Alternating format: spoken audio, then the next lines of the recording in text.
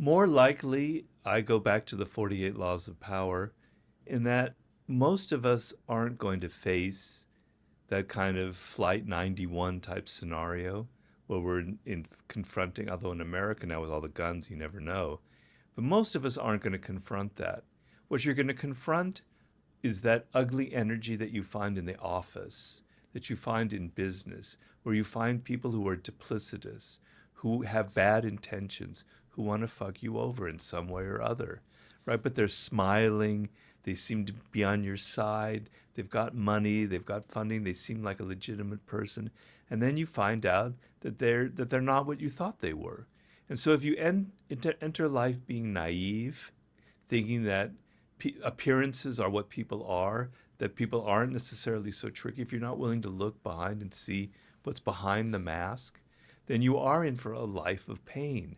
And so the violence that we're facing in the world today is not the violence that ancient Romans faced on the battlefield, with knives, with swords going directly into your chest. I mean, come on, who could face that now?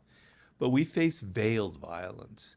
We face people who don't want to hurt you physically, but they're going to hurt you mentally. They're going to play with you, right? And so you have to be strong, strategic. You have to understand the game. You have to understand the laws of power. You have to understand that there are some people who have bad intentions.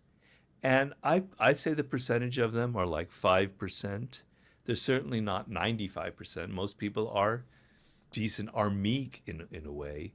They're not lions, they're more like sheep. Mm. But those 5% can ruin your life, and they're everywhere around you. And you have to be strong, and you have to know how to defend yourself.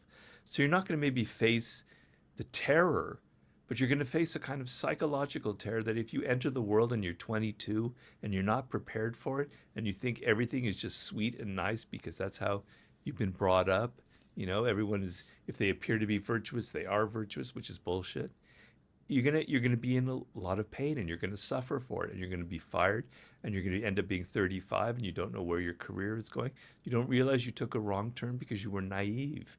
So to me, it's more the psychological terror and dangers that we face more than the physical ones. Mm.